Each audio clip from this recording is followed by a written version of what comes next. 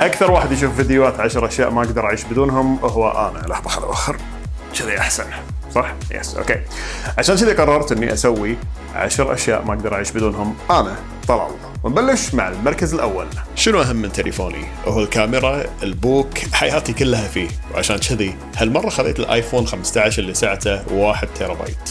ثاني اهم شيء هو الماك بوك برو. اكيد لان اللي يعرفني عدل يدري اني اعامل الماك بوك معامله الايفون، اخذه كل مكان، شغلي بالصوت والفيديو كل شيء عليه.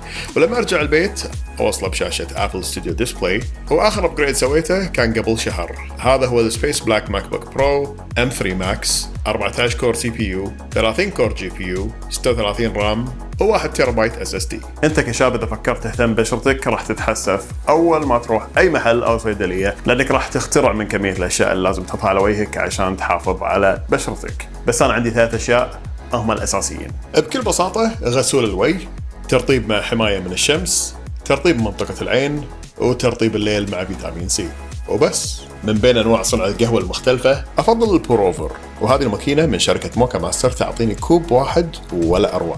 بكل بساطة صب 300 مليلتر من الماء هني، حط البن المطحون هني، واختار واحد من هالأكواب عشان تصحصح وتستمتع.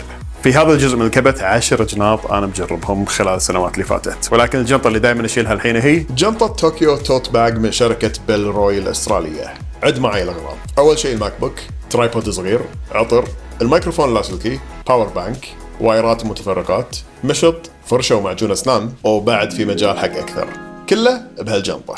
مكان الأصلي هني، ولأني ما أحب أقول لا حق أي عميل يكلمني فدائما لازم يكون معي الميكروفون سواء بالكويت أو برا الكويت. وأحلى شيء فيه إني ما أحتاج غير كيبل USB-C عشان أسجل على لابتوبي أو حتى تليفوني بجودة صوت بروفيشنال.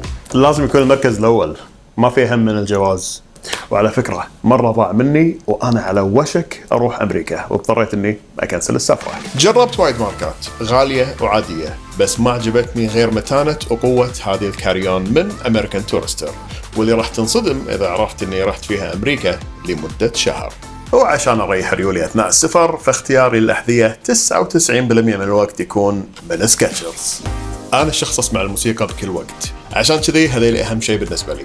سبوتيفاي لمكتبة الأغاني، واللي برايي يتفوق من جميع النواحي على أبل ميوزك وغيره. سماعتي النويز كانسلنج هي سوني WH-1000 XM5، وإذا على السريع الأبل إيربودز برو. اللي يعرفني عدل يعرف إنه هذه دائما معي بالجنطة. ليش؟ شلون تلبس نظارة وما تنظفها؟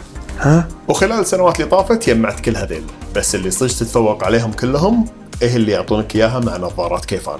كانت هذه لستي لي 10 أشياء ما أقدر أعيش بدونهم. من بين ال10 اللي ذكرتهم في شيء مهم بالنسبة لك؟ اذكر لي إياه بالكومنتس. See you.